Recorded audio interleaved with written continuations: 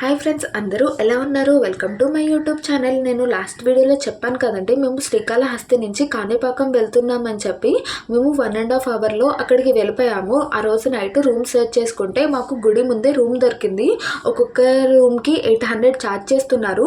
మీకు hot water కావాలంటే ఒక బకెట్కి 50 రూపీస్ ఛార్జ్ చేస్తారు. ఆ రోజు నైట్ ఇంక అక్కడే స్టే చేసి నెక్స్ట్ డే మార్నింగ్ లేచి ఫ్రెష్ అయ్యి మేము మార్నింగ్ 6 o'clock హారతి కల్లా గుడికి వెళ్ళామండి. లోపలికి వెళ్ళి దర్శనం అయిపోయాక అక్కడ ఒక కథ రాసింది. ఆ కథ మీకు కూడా చెప్తాను. ఒక ఊర్లో ముగ్గురు అన్నదమ్ములు ఉండేవారంట. అక్కడ పొలాలేమి పండగ మొత్తం అంతా ఎండిపోయినప్పుడు వాళ్ళ ముగ్గురు బావిలో తవ్వుదామని చెప్పి అనుకున్నారంట. వాళ్ళు ముగ్గురు వికలాంగులు.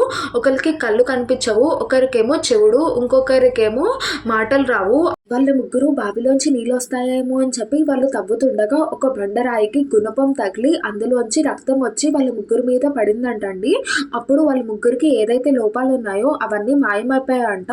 అంటే మాట లేని వాడికి మాట వచ్చింది, చూపు లేని వాడికి చూపు వచ్చింది, చెవుడు ఉన్న వాడికి మొత్తం అంతా వినిపించింది. వాళ్ళు చూస్తుండగానే మొత్తం అదంతా రక్తంతో నిండిపోయిందంటండి. ఇంకా వాళ్ళు ఏం చేయాలో తెలియక వెళ్ళి రాజుగారికి చెప్తే మొత్తం ప్రజలందరూ వచ్చి అక్కడ చూసేసరికి అది వినాయకుడు బొమ్మ. అది శాంతింప చేయడానికి అక్కడ కొబ్బరికాయలు కొట్టి ఆ నీళ్ళన్నీ అందులో పోసేసరికి ఆ రక్తం అంతా నార్మల్ నీళ్ళ మారిందంటండి. ఈ వినాయకుడికి ఇంకో ప్రత్యేకత ఉంది. ఈ వినాయకుడు పెరుగుతూ ఉంటారంట. దీనికి 1945లో ఒకసారి, మళ్ళీ 2000లో ఒకసారి దీనికి వెండి కవచాలు చేయించారంట. అవి ఇప్పుడు సరిపోవట్లేదంట. అంతేకాదు అక్కడ అర్చకులు కూడా అంటూ ఉంటారంట, వినాయకుడు బొజ్జ అంత ముందు కనిపించేది కాదు, ఇప్పుడు పెరిగింది అని చెప్పి.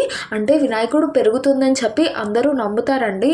ఈ కాణిపాక వినాయకుడు కదా. మేము అక్కడ దర్శనం అయిపోయాక అక్కడి నుంచి బయటకు వచ్చేస్తే అక్కడ పార్క్ ఉందండి. ఆ పార్క్లో మీకు వినాయకుడు, నంది, కుమారస్వామి, ఇంకా శివుడు చాలా పెద్ద బొమ్మలు ఉంటాయండి. అక్కడ నంది సెంటర్లో ఉంటుందండి. ప్రతి మూల ఒక్కొక్క దేవుడు ఉంటాడు. అన్ని పెద్ద విగ్రహాలు ఉంటాయి, మధ్యలో చిన్న చిన్న వినాయకుడులు ఉంటారు. మొత్తం అన్ని చూసి అక్కడి నుంచి బయటకు వచ్చేసాము అండి. అవి చూసి ఆ తర్వాత మేము బ్రేక్ఫాస్ట్ అని చెప్పి అక్కడ బయట తిరిగాము. సో మేము ముందుకు వెళ్తే అక్కడ రాజమండ్రి టిఫిన్స్ అని చెప్పి ఒకటి ఉంది. ఇక్కడ మాత్రం బ్రేక్ఫాస్ట్ చాలా బాగుందండి. మీరు ఒకవేళ ఫుడ్ కోసం ఇబ్బంది పడుతుంటే అక్కడికి వెళ్ళి తినండి. గుడికి ఎదురుకుండా ఉన్న రోడ్లో కొంచెం సైడ్గా వెళ్తే మీకు అక్కడ కనిపిస్తుందండి. ఆ తర్వాత రూమ్కి వచ్చేసి మేము అరుణాచలం బయలుదేరాము. అరుణాచలంకి కాణిపాకం నుంచి వెళ్ళాలంటే ఫస్ట్ చిత్తూరు వెళ్ళాలంటండి. చిత్తూరుకి 20 రూపీస్ తీసుకున్నాడు. చిత్తూరు నుంచి మేము మళ్ళీ వేలూరు వెళ్ళాము. వేలూరు ఒక్కొక్కరికి 55 రూపీస్ తీసుకున్నాడు. నెక్స్ట్ వేలూరు నుంచి అరుణాచలం వెళ్ళాలి, అది 65 రూపీస్ తీసుకున్నాడు. ఇక్కడ అరుణాచలాన్ని తిరువనమలై అని చెప్పి పిలుస్తారండి. మీకు అరుణాచలం అని కనిపించకపోతే అది చూడండి, ఖచ్చితంగా దొరుకుతుంది. మేము అరుణాచలం వచ్చేసాను. నెక్స్ట్ వీడియోలో దీని గురించి చెప్తాను. మీకు ఒకవేళ ఈ వీడియో నచ్చినట్టయితే లైక్ చేయండి. మీ ఫ్రెండ్స్ అండ్ ఫ్యామిలీ మెంబర్స్ ఈ వీడియో చూడాలనుకుంటే షేర్ చేయండి.